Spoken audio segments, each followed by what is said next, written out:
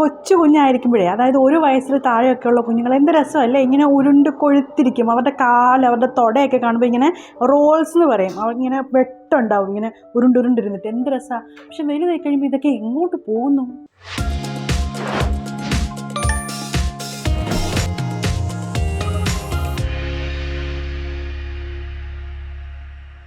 അമ്മമാരുടെ വലിയൊരു പേടി സ്വപ്നം കേട്ടോ. അയ്യോ കുഞ്ഞങ്ങ് ക്ഷീണിച്ചു പോകുന്നല്ലോ എന്ന് പറയുന്ന അമ്മായിമാരും അപ്പച്ചിമാരും അമ്മമാരും അയൽവക്കക്കാരും എല്ലാം. ഇതിപ്പോൾ നമ്മൾ എന്ത് ചെയ്യാനാ? കുഞ്ഞുങ്ങൾ വലുതാകുമ്പം അവരുടെ ബോഡിയിൽ പലതരം മാറ്റങ്ങളുണ്ടാകും. അത് അമ്മയുടെ എന്തെങ്കിലും പ്രശ്നം കൊണ്ടുണ്ടാകുന്നതൊന്നുമല്ല. ഇതൊക്കെ കേൾക്കാനിരിക്കുക ചില അമ്മമാർ ഗിൽറ്റ് ഉണ്ടാവാൻ വേണ്ടിയിട്ട്. അപ്പോൾ ഈ 1 വയസ്സിൽ താഴെയുള്ള കുഞ്ഞുങ്ങൾ അവർക്ക് എക്സസ് ഫാറ്റ് ബോഡിയിലുണ്ടാവും. അത് അവർക്ക് നന്നായി സർവൈവ് ചെയ്യാനും അവരുടെ എനർജി സ്റ്റോർ ചെയ്യാനും ഒക്കെ വേണ്ടിയിട്ടാണ് ഈ എക്സസ് ഫാറ്റ് അവരുടെ ബോഡിയിലുണ്ടാകുന്നത്. ഈ 1 വയസ്സുകൊണ്ട് കുഞ്ഞുങ്ങൾ എന്ത് വേഗമാണ് വളരുന്നത്. തീരെ കുഞ്ഞായിരുന്ന കുഞ്ഞുങ്ങൾ 1 വയസ്സപ്പുറത്തും വരുമ്പോൾ എന്തൊരു വലിയ മാറ്റമാവല്ലേ വരുന്നത്. അല്ലെങ്കിൽ തന്നെ ഈ ചെറിയ പ്രായത്തിൽ മാസങ്ങളുടെ വ്യത്യാസത്തിലാണ് വലിയ മാറ്റങ്ങൾ കുഞ്ഞുങ്ങൾക്കുണ്ടാകുന്നത്. അതുകൊണ്ട് ഈ 1 വർഷക്കാലം, ഈ ഏകദേശം ഒരു കണക്കാണ് ഞാൻ പറയുന്നത്, അവർക്ക് എക്സസ് ഫാറ്റ് ബോഡിയിൽ വേണ്ടത് അവരുടെ ആവശ്യമാണ്. അതുകൊണ്ടാണ് അവരങ്ങനെ ഇരിക്കുന്നത്. കുറച്ച് കഴിയുമ്പോൾ എന്താ, 1 വയസ്സൊക്കെ കഴിയുമ്പം 1 year to walk എന്നല്ലേ പറയുന്നത്. 1 വയസ്സൊക്കെ കഴിയുമ്പോൾ ഈ കുഞ്ഞുങ്ങൾ പതിയെ ഇരിക്കാനും എഴുന്നേറ്റ് നിൽക്കാനും ഒക്കെ തുടങ്ങും. ആ സമയമാകുമ്പോഴത്തേനും കുഞ്ഞുങ്ങൾക്ക് എന്താ വേണ്ടത്? അവരുടെ പേശികൾക്ക് ബലവും ശക്തിയുമാണ് വേണ്ടത്. അതായത് വെറുതെ ഉള്ള ഈ ഫാറ്റിനപ്പുറം അവരുടെ കാലും കൈയും ഒക്കെ വെച്ച് അവർ സ്പെസിഫിക് ആയിട്ട് കോർഡിനേറ്റഡ് ആയിട്ട്, ബ്രെയിൻ കോർഡിനേറ്റഡ് ആയിട്ട് നമ്മൾ എന്താണോ ചെയ്യാൻ ഉദ്ദേശിക്കുന്നത് ആ രീതിയിൽ തന്നെ അവരുടെ കൈകളും കാലുകളും മൂവ് ചെയ്ത്, നമ്മുടെ ബ്രെയിൻ ആഗ്രഹിക്കുന്ന തരത്തിൽ അവരുടെ കൈയും കാലും മൂവ് ചെയ്ത് അവർ ഓരോ ആക്ടിവിറ്റീസ് ചെയ്യാൻ തുടങ്ങും അല്ലേ. കൈ എത്തിച്ച് എന്തെങ്കിലും എടുക്കുക, പിടിക്കുക, ഗ്രിപ്പ്, ഹാൻഡ് ഗ്രിപ്പ്, എഴുന്നേറ്റ് നിൽക്കുക, നടക്കുക, ഇതിനൊക്കെ എന്താവശ്യം? അവരുടെ മസിൽസിൻ്റെ സ്ട്രെങ്ത്, അതനുസരിച്ചുള്ള മാറ്റമാണ് ബോഡിയിൽ വരുന്നത്. അതുകൊണ്ട് കുഞ്ഞായിരിക്കുമ്പോൾ നല്ല കൊഴുത്തുരുണ്ടിരുന്നു, ഇപ്പോൾ എന്താണോ ക്ഷീണിച്ചു പോയല്ലോ എന്ന് വിചാരിക്കരുത്. അവർ കൊഴുത്തുരുണ്ടിരുന്നത് അപ്പോൾ അവരുടെ ബോഡിയുടെ ആവശ്യമായിരുന്നു. ഇപ്പോൾ ഇങ്ങനെ ഇരിക്കേണ്ടതാണ് അവരുടെ ബോഡിയുടെ ആവശ്യം. കാരണം ഇപ്പോൾ അവർ ഇൻടേക്ക് ചെയ്യുന്ന ഫുഡും എല്ലാം, എനർജി എല്ലാം യൂസ് ചെയ്യുന്നത് അവരുടെ ഇത്തരത്തിലുള്ള കോർഡിനേറ്റഡ് മൂവ്മെൻറ്റ്സിന് വേണ്ടിയിട്ടാണ്.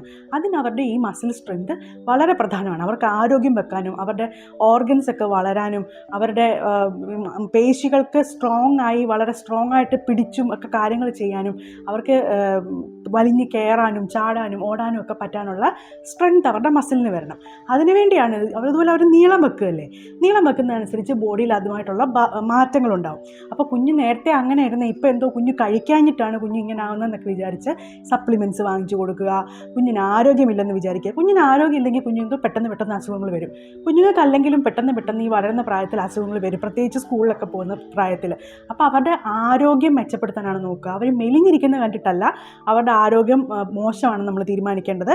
അവർക്ക് വരുന്ന അസുഖങ്ങൾ അനുസരിച്ച് ഒരു ഡോക്ടറിൻ്റെ സഹായത്തോടു കൂടി എന്തെങ്കിലും ആരോഗ്യ പ്രശ്നങ്ങളുണ്ടോ എന്ന് നോക്കുക. അല്ലാണ്ട് 1 വയസ്സിൽ താഴെ തക്കുടുമുണ്ടം പോലെ ഇരുന്ന കുഞ്ഞ് ഇപ്പം മെലിഞ്ഞിരിക്കുന്നു എന്നുള്ളതിൻ്റെ അർത്ഥം അവർക്ക് ആരോഗ്യമില്ല എന്നുള്ളതല്ല. അവരുടെ ഡെവലപ്മെൻറ്റ് ശരിയായ രീതിയിൽ നടക്കുന്നത് കൊണ്ടാണത്. കാരണം പേശികൾക്കൊക്കെ ബലം വെച്ച് അവരുടെ ബ്രെയിനൊക്കെ ഡെവലപ്പ് ചെയ്ത് അങ്ങനെ അവരുടെ വളർച്ചയ്ക്ക് ആവശ്യമായ മാറ്റം അവരുടെ ശരീരത്തിൽ സ്വാഭാവികമായും വരുന്നതാണ്.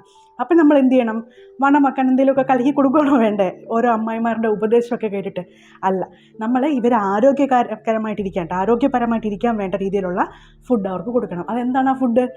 നമ്മൾ കറക്റ്റായിട്ട് വീട്ടിലുണ്ടാക്കുന്ന ഭക്ഷണങ്ങൾ തന്നെ. പച്ചക്കറി, മീൻ, മുട്ട, അതായത് മീൻ, മുട്ട, ചെറുപയർ, വൻപയർ, അങ്ങനത്തെ ഇറച്ചി, ചിക്കൻ, അങ്ങനത്തെയുള്ള സാധനങ്ങൾക്കകത്തെല്ലാം അവർക്ക് പ്രോട്ടീനുണ്ട്. അതാണ് അവർക്ക് വളർച്ചയ്ക്ക് ആവശ്യമായി വേണ്ടത്. ഒപ്പം തന്നെ ചോറ്, ചപ്പാത്തി, നമ്മൾ ദോശ, ഇഡ്ഡലി അങ്ങനത്തെ ഫുഡൊക്കെ കൊടുക്കുമ്പോൾ എന്തോ അതിനകത്ത് കാർബോഹൈഡ്രേറ്റ് ഉണ്ട്. അതിനകത്തു നിന്നാണ് അവർക്ക് എനർജി കിട്ടുന്നത്, ദിവസം ഓടിച്ചാടി നടക്കാനുള്ള എനർജി കിട്ടുന്നത്. പിന്നെ പച്ചക്കറി, പഴം എന്നിവയിലൂടെയാണ് അവർക്ക് വൈറ്റമിൻസും മിനറൽസും ഒക്കെ കിട്ടുന്നത്. അതെന്തിനാണ്? അവർക്ക് ഇമ്മ്യൂണിറ്റി ഉണ്ടാവാൻ വേണ്ടി. അപ്പോൾ ഇതൊക്കെയാണ് പ്രധാനമായിട്ടും വേണ്ടത്. ഇത് സാക്രിഫൈസ് ചെയ്തുകൊണ്ട് എന്തെങ്കിലും പാലിനകത്ത് കലക്കി കൊടുത്തുകൊണ്ട് കുഞ്ഞുങ്ങൾക്ക് ആരോഗ്യം ഉണ്ടാവില്ല. അവർ ചബ്ബിയായിട്ടിരിക്കണമെന്ന് ആഗ്രഹിക്കുന്നതൊക്കെ വളരെ നല്ലത് തന്നെ. കുഞ്ഞിലെ അവർ ചബ്ബി ആയിരുന്നിരിക്കും. എന്നാൽ വലുതാകുമ്പോൾ അവർക്ക് വേണ്ടത് ഈ ചബ്ബിനെസ് അല്ല, ആരോഗ്യവും ഹെൽത്തുമാണ്. അപ്പോൾ കുഞ്ഞുങ്ങൾ ഹെൽത്തി ആയിട്ടിരിക്കുന്നതാണ് പ്രധാനം. ആ ഹെൽത്തി ആയിട്ടിരിക്കാൻ വേണ്ടിയിട്ടുള്ള ഫുഡാണ് നമുക്ക് കൊടുക്കേണ്ടത്. എന്തെങ്കിലും കുറവ് അവരുടെ ശരീരത്തിലുണ്ടെങ്കിൽ അതൊരു ഡോക്ടറിൻ്റെ സഹായത്തോടു കൂടി അനലൈസ് ചെയ്ത്, ബ്ലഡ് ടെസ്റ്റും മറ്റുമൊക്കെ ചെയ്ത് അനലൈസ് ചെയ്ത് എന്തെങ്കിലും ഒരു കുറവ് അവർക്കുണ്ടെങ്കിൽ അത് ഡെഫിഷ്യൻസി ആണെന്ന് മനസ്സിലാക്കി അതിന് വേണ്ട സപ്ലിമെൻറ്റ്സ് ഡോക്ടറിൻ്റെ ഉപദേശപ്രകാരം കഴിക്കുക. അല്ലാണ്ട് ഇൻസ്റ്റാഗ്രാമിൽ കാണുന്ന റീൽസൊക്കെ വെച്ചിട്ട് ഓരോ സാധനങ്ങളൊക്കെ വാങ്ങിച്ച് കുഞ്ഞുങ്ങളുടെ ഇമ്മ്യൂണിറ്റി ബൂസ്റ്റേഴ്സ് എന്നൊക്കെ പറഞ്ഞ് വാങ്ങിച്ച് കുഞ്ഞിന് കൊടുക്കുന്നത് പ്രയോജനം ചെയ്യില്ല. ചിലപ്പോൾ ഈ ഇപ്പം നിങ്ങൾ ഈ ഫാറ്റനിങ്ങിന് വേണ്ടി ചെയ്യുന്ന കാര്യങ്ങളൊക്കെ കുറച്ചുകൂടെ വലുതായി കഴിയുമ്പോഴായിരിക്കും ഇവരുടെ ശരീരത്തിൽ അഡ്വേഴ്സായിട്ട് അഫക്റ്റ് ചെയ്യുന്നത്. പിന്നീട് ആ ഫാറ്റ് കുറയ്ക്കാൻ നോക്കിയാൽ ചിലപ്പോൾ അവർക്കത് വളരെ ചാലഞ്ചിങ് ആയിട്ട് തോന്നിയേക്കാം. അതുകൊണ്ട് തന്നെ ആവശ്യമില്ലാത്ത ഇങ്ങനത്തെ കിടുതാപ്പുകളൊന്നും വാങ്ങിച്ച് കുഞ്ഞുങ്ങൾക്ക് കൊടുക്കാൻ നിൽക്കേണ്ട. അവർ വളർച്ചയുടെ ഭാഗമായിട്ട് പിന്നെ ഈ ഓടിച്ചാടിയൊക്കെ നടക്കണം, എന്നാലല്ലേ അവർക്ക് സ്ട്രെങ്ത് വരുള്ളൂ. ആ ഓടിച്ചാടി നടക്കാൻ വേണ്ടിയിട്ടുള്ള ഭക്ഷണമാണ് നമ്മൾ നോർമലി വീട്ടിൽ കഴിക്കുന്നതൊക്കെ. ഈ റാഗി അങ്ങനത്തെ സാധനങ്ങളൊക്കെ ഇല്ലേ, ബീട്രൂട്ട്, അയണും ബ്ലഡ് റിച്ച് ആവാനും ഒക്കെ ഉള്ള സാധനങ്ങളൊക്കെ നമ്മൾ സ്ഥിരമായിട്ട് കുഞ്ഞുങ്ങൾക്ക് കൊടുക്കണം. അത് സന്തോഷത്തോടെ അവർ കഴിക്കട്ടെ. ഈ ജങ്ക് ഫുഡൊന്നും വാങ്ങിച്ചു കൊടുക്കാതെ ഇങ്ങനത്തെ സാധനങ്ങളൊക്കെ കഴിച്ച് ഹെൽത്തി ആയിട്ട് ഓടിച്ചാടി അവർ വളരട്ടെ. കാരണം ഓടിച്ചാടിയൊക്കെ വളർന്നാലേ എന്തെങ്കിലും ഒരു സ്ഥലത്തെത്തുമ്പോഴൊക്കെ ഇതുപോലത്തെ കാര്യങ്ങളൊക്കെ ചെയ്യേണ്ടി വരുമ്പോൾ മടി കൂടാതെ അവരതൊക്കെ ചെയ്യത്തുള്ളൂ. കുഞ്ഞിലെ ഇതൊന്നും ചെയ്യാൻ അനുവദിക്കാതെ ഒരു മൂലക്കിരുത്തി വളർത്തിയാൽ വലുതാകുമ്പോഴും അവർക്കൊന്നും ചെയ്യാൻ പറ്റില്ല. പിന്നെ നമ്മൾ റിഗ്രറ്റ് ചെയ്യും. ഇപ്പോൾ എനിക്കൊക്കെ ഒരു കയ്യാല കയറാൻ തന്നെ ഒരു അറപ്പ ഇങ്ങനെ ചെയ്തിട്ടില്ലാത്തത് കാരണം. അങ്ങനെ നമ്മൾ അറച്ചിരിക്കേണ്ട ഒരു അവസ്ഥ വരരുത്. അതുകൊണ്ട് കുഞ്ഞുങ്ങൾ ഓടിച്ചാടി തന്നെ വളരട്ടെ, അവർ ഹെൽത്തി ആയിട്ട് തന്നെ വളരട്ടെ, ഹെൽത്തി ആയിട്ടുള്ള ഫുഡ് കഴിച്ച് വളരട്ടെ. എപ്പോഴും ഇങ്ങനെ കൊഴുത്തുകൊണ്ടിരുന്നാൽ മതിയോ? അത് കുഞ്ഞിലത്തെ ക്യൂട്ട്നെസ് അല്ലേ. വലുതാകുമ്പോൾ ഉള്ള ക്യൂട്ട്നെസ് മറ്റു പലതുമാണെന്ന് മനസ്സിലാക്കുക. പിന്നെ വളരെ പ്രധാനപ്പെട്ട കാര്യം, ഈ വഴിയെ കൂടെ പോകുന്നവരെല്ലാം പലതരം അഭിപ്രായങ്ങളും പറയും. കുറേ അഭിപ്രായം കൂടുതലെന്ന് പറയുമ്പോൾ നല്ല മറുപടി അവർക്ക് കൊടുക്കുക. പിന്നെ ഒന്നും അങ്ങോട്ട് ശ്രദ്ധിക്കാതിരിക്കുക. ആവശ്യമില്ലാത്ത ഡയലോഗ് പറയരുതെന്നുള്ള കാര്യം പറയാൻ പറ്റുന്നവരോടൊക്കെ അത് തന്നെ പറയുക. കുഞ്ഞുങ്ങൾ അങ്ങനെയാണ്, വഴുതുമ്പോൾ അങ്ങനെ ആവും. ഇതിനെപ്പറ്റി ആവശ്യമില്ലാത്ത കമൻസ് പറയേണ്ട കാര്യമില്ലെന്ന് നമുക്ക് പറയാം. നമ്മുടെ കുഞ്ഞുങ്ങളെ പറ്റിയുള്ള കമൻസാണ്, അവരും കേൾക്കുകയാണ്. അവർക്കെന്തോ എനിക്ക് ആരോഗ്യം കുറവാണോ, എനിക്കെന്തെങ്കിലും പ്രശ്നമുണ്ടോ എന്ന് അവർക്ക് തോന്നുന്ന രീതിയിലുള്ള കമൻസ് അവരുടെ മുന്നിൽ വെച്ച് പറയുമ്പോൾ അത് ഒഴിവാക്കാൻ വേണ്ടി തന്നെ പറയുക. നമ്മുടെ കുഞ്ഞുങ്ങളുടെ ബോഡി ഷെയിം ചെയ്യുന്ന കാര്യം നമ്മൾ അനുവദിച്ചു കൊടുക്കേണ്ട കാര്യമില്ല. അവർക്ക് വേണ്ടി നമ്മൾ ആ ഒരു പ്രായത്തിൽ സ്റ്റാൻഡപ്പ് ചെയ്താലേ സ്വയം അവർക്ക് വേണ്ടി സ്റ്റാൻഡപ്പ് ചെയ്യുള്ളൂ.